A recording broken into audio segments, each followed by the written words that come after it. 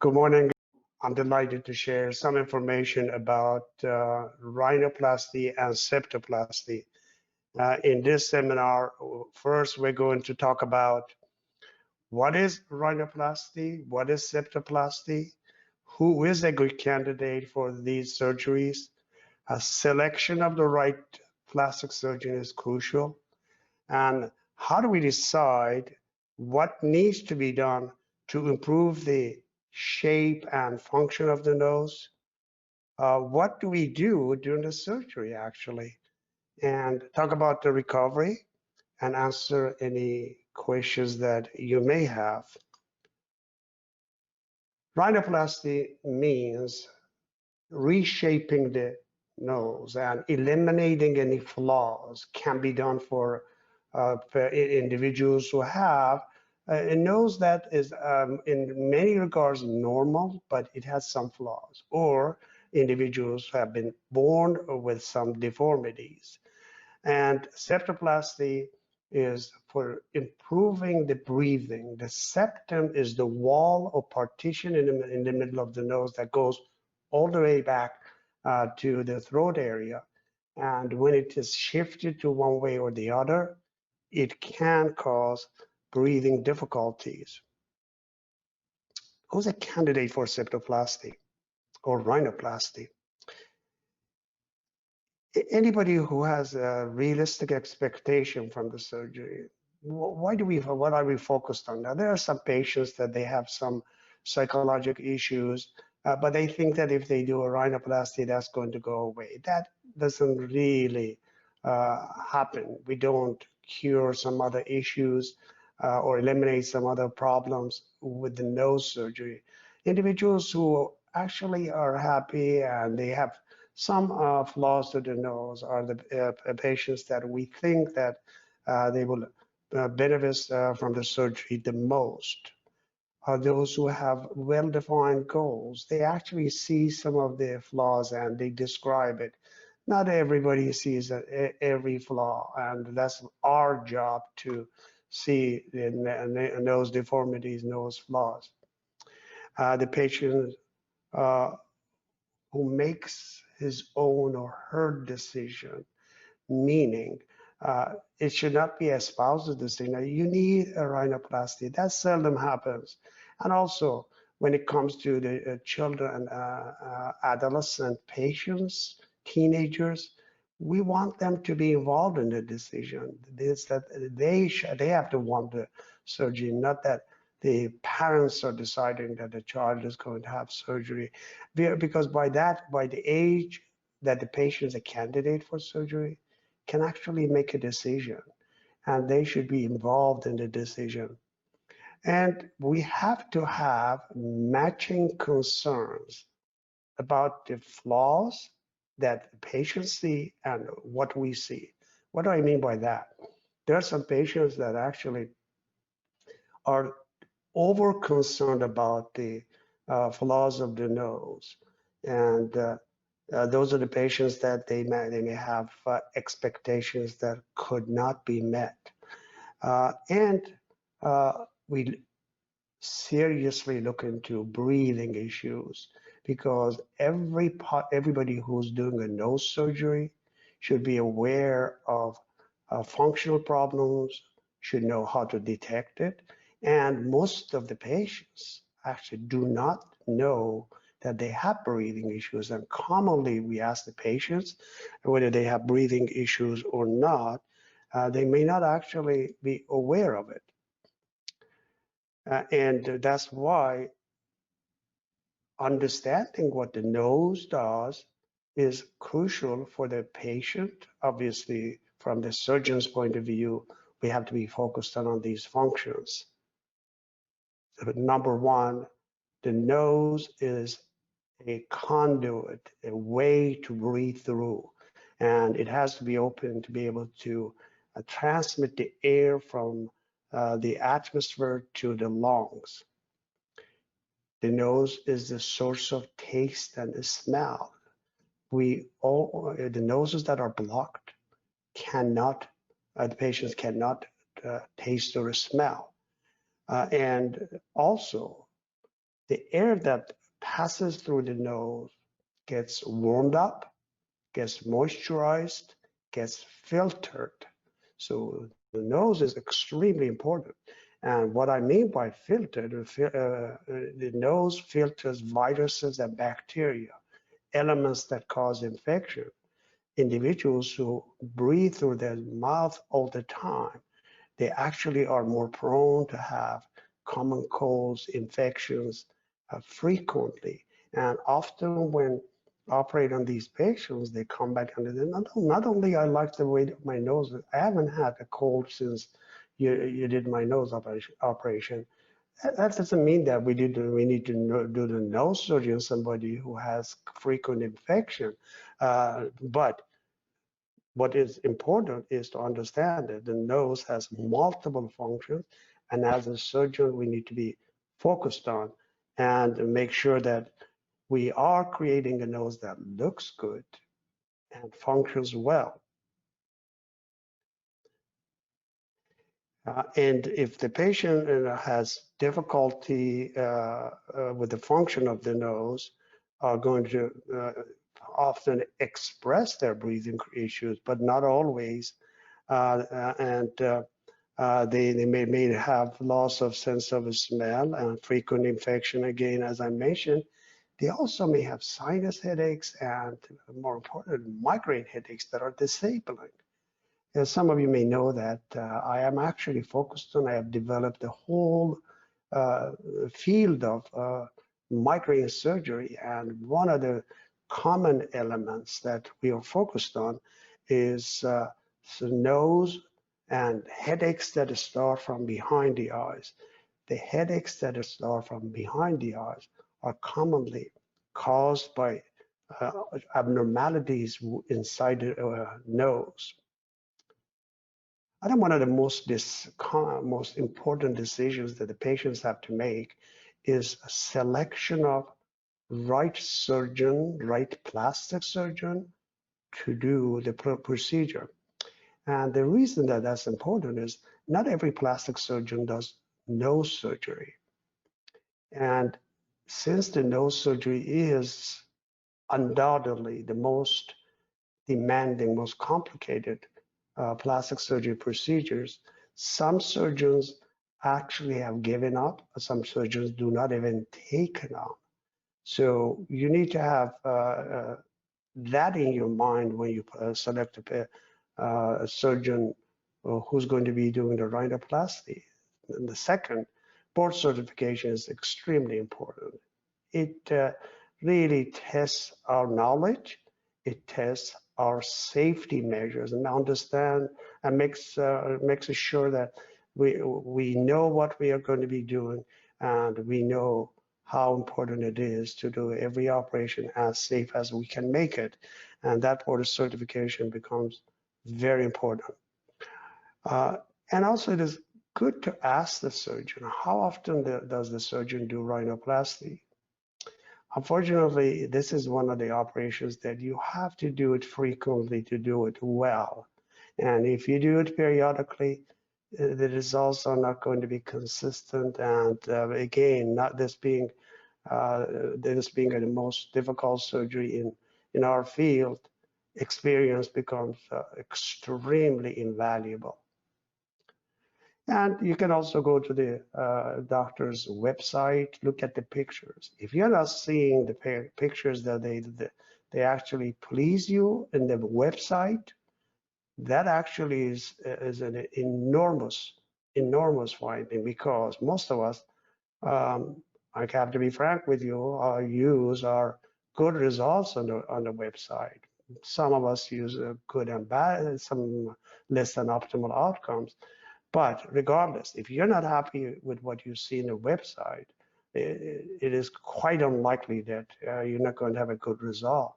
On the other hand, having good results in the website does not necessarily mean that you are going to have the outcome that you want. And it is a factor, it is not 100% reliable factor. You get a chance to see the doctor's measures and doctor's thoughts about good outcomes.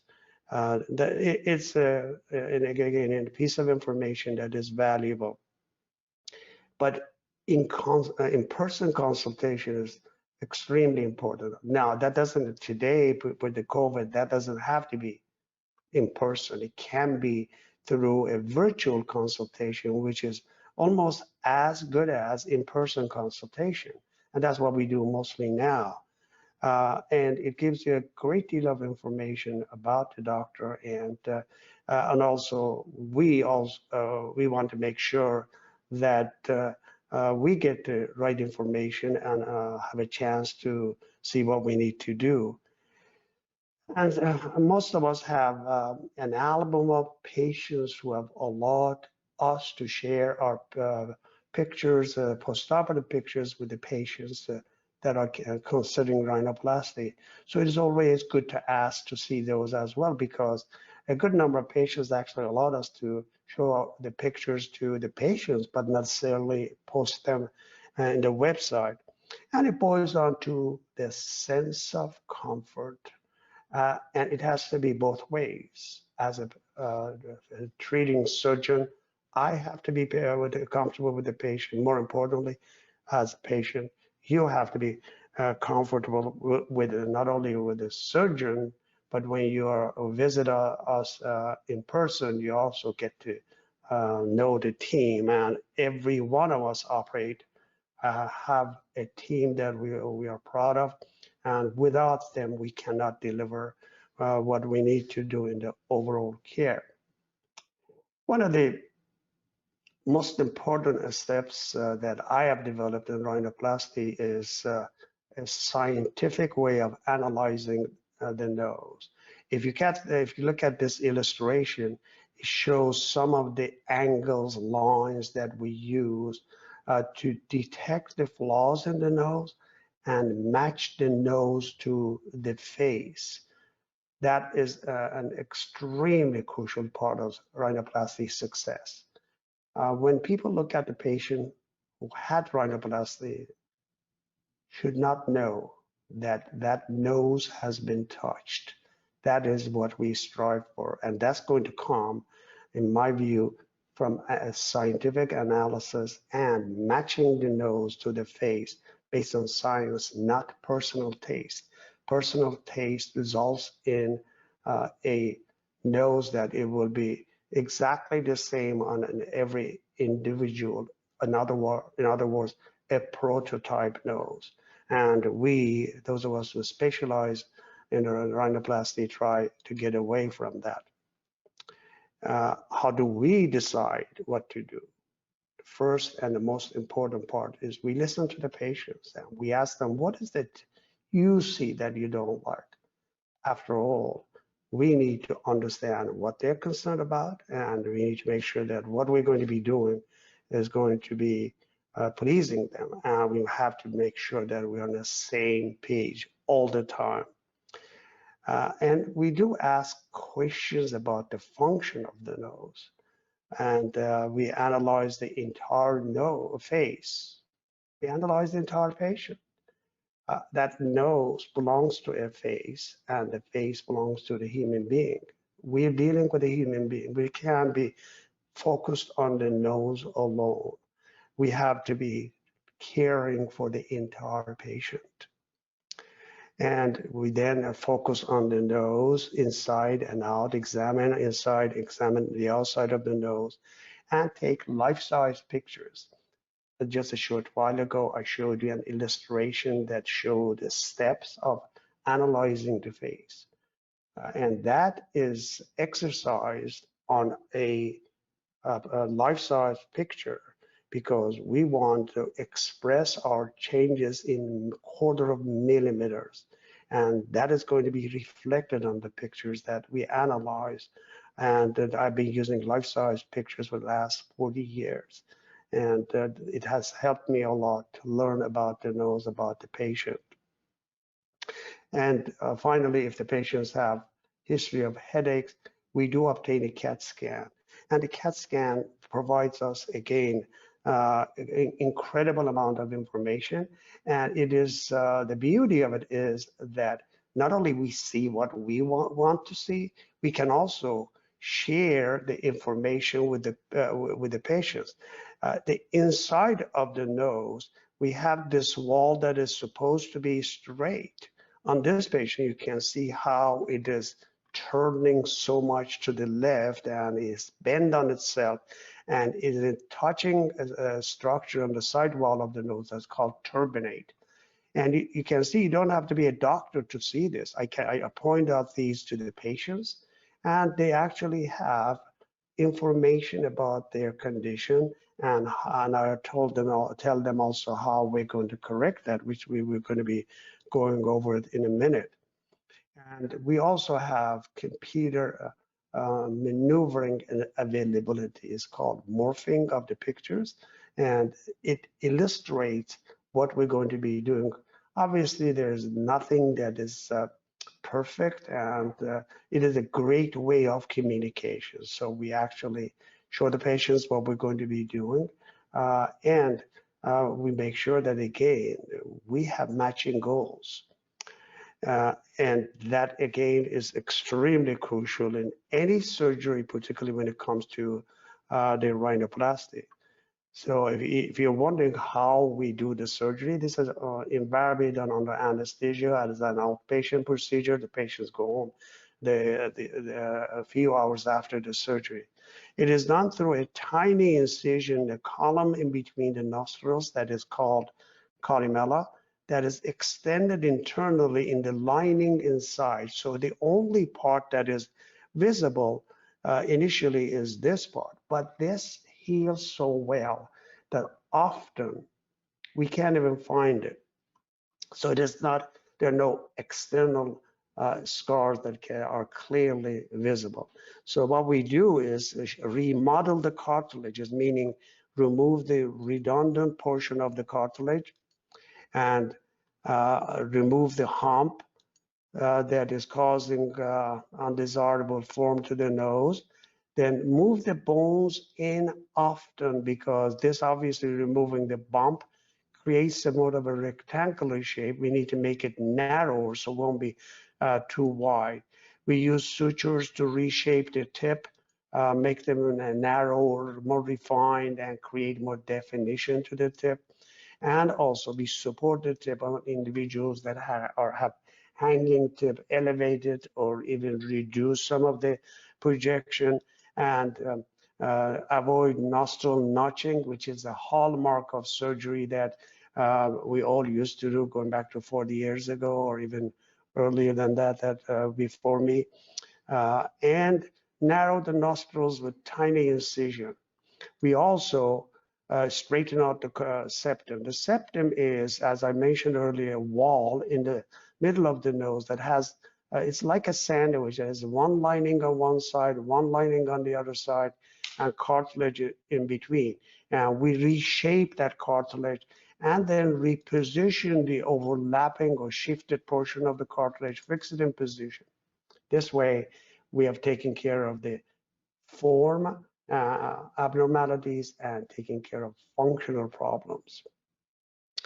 Many patients have some swelling, some bruising, but those who have a significant experience, often when we start the surgery, we know that this patient is going to bruise or bleed excessively, and give them extra medications to minimize the swelling and bruising.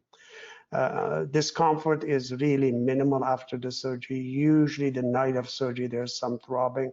The day after the surgery, most patients do not need any medications, but we do prescribe medications for several days.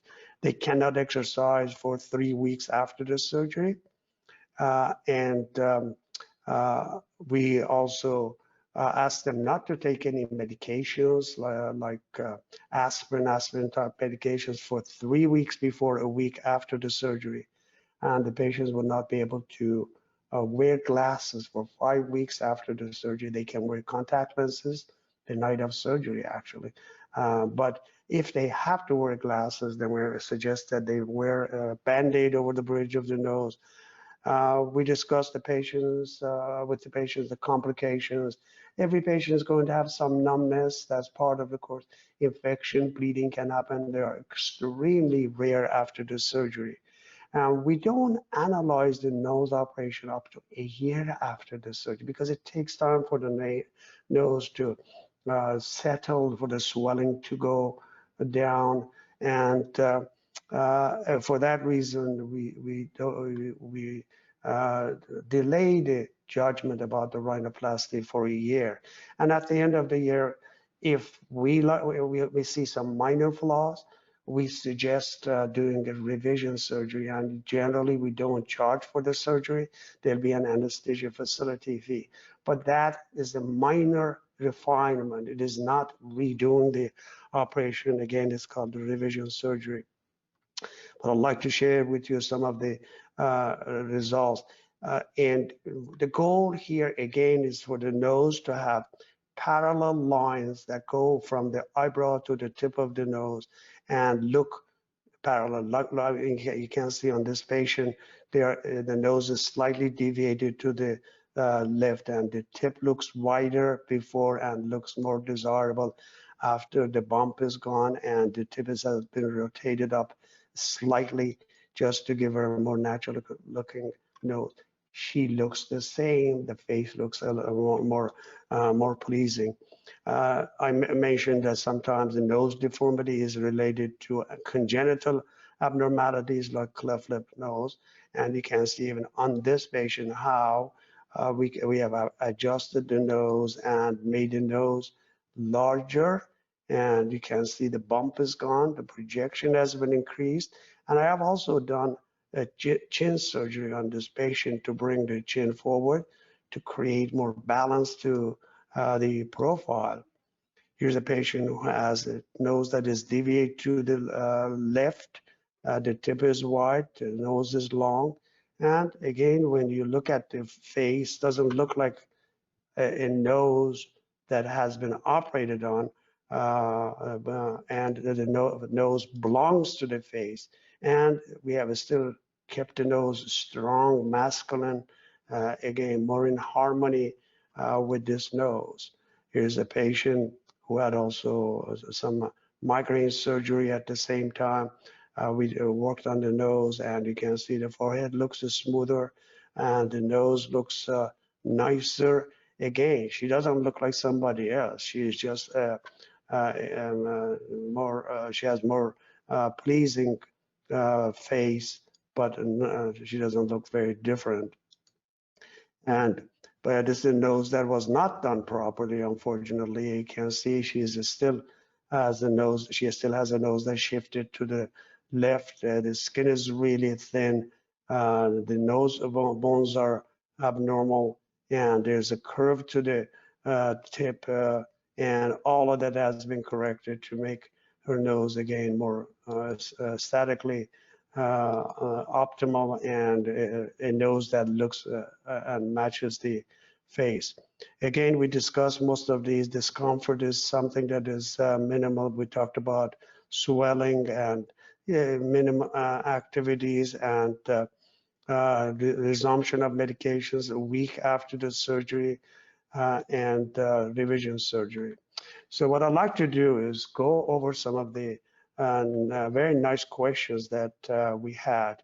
The first one was, do I use autologous cartilage? The answer is yes. Most of the time when we do, particularly septum and nose surgery at the same time, we have cartilage available from the septum. And invariably, when we do a nose surgery, we do use some cartilage for a variety of reasons. And if I have to use additional cartilage on patients that have had septoplasty before, I may use a piece of rib or ear. Ear cartilage is good for the tip. Rib cartilage is good for the rest of the areas where we're going to be using cartilage. How many rhinoplasty procedures do I perform yearly? I do many rhinoplasties, and I've done thousands of rhinoplasty over the last 40 years. Essentially, there's no week that I don't do several of these, and some days I do 2 or 3. So it is the most common, one of the most common operations that I do. Will I have packing? This is a question coming from the patients. The answer, no. I don't use packing. I use 2 tubes inside the nose. The packings used to be the most uncomfortable part of the surgery when I was doing these, going back to 30 years ago. I haven't used packings for 30 years. We use tubes that they come out easily. The patients may feel some pressure at the time that they're being removed, but it's not going to be anywhere as uncomfortable as the packings used to be. What nasal features will make rhinoplasty more complex? Probably the biggest challenge for us is doing rhinoplasty on patients who have really thick skin. But again, when you do something on a daily basis frequently, you get around the adversities. I have learned over the 40 years how to deal with the thicker skin patients who have thicker skin. And in fact, one of the topics that I lecture about commonly is dealing with the patients who have really thicker skin. There are ways to make the thicker skin to become thinner over a period of time. It just takes time for the patients who have thicker skin to have the result that we would like to see. The other complexities are noses that are really short, noses that are on the patients who have used cocaine, so the noses are essentially crumbled. I've dealt with all of that, and so there's essentially no nose that today, when I look at it, I'm going to say, what am I going to do with this? In fact, I've been around long enough that I advise my colleagues about how to take care of the patients that they're complexed about and they don't know what to do with it. So I'm very comfortable doing that, and I do it frequently. How do you determine if I have an open or closed rhinoplasty? First 10 years of my rhinoplasty career, I did everything closed, but I've gradually migrated towards doing almost everything open because we can see what we are doing. And rhinoplasty, again, is about 1/4 of a millimeter difference between a good and a great result. So we want to be precise, and the precision is going to come from seeing it directly. Not to say that a closed technique is wrong. In my view, it's not as accurate as an open technique. But the difference between an open technique and a closed technique for the patient is that tiny incision in the columella, meaning on the patients who are undergoing closed technique, we don't make that incision. But that incision, again, heals so well in a way that often we don't even see the scar, depending on how well the patient heals. How young is too young for rhinoplasty? Many of us operate on teenagers, which is the right age to do this operation because teenagers are extremely sensitive to even a small acne, let alone a nose that is grossly abnormal. So we suggest doing rhinoplasty on the young ladies at age 13 and on the boys at age 14 minimum, because that's the time that doing rhinoplasty is not going to change the shape of the face or the nose drastically.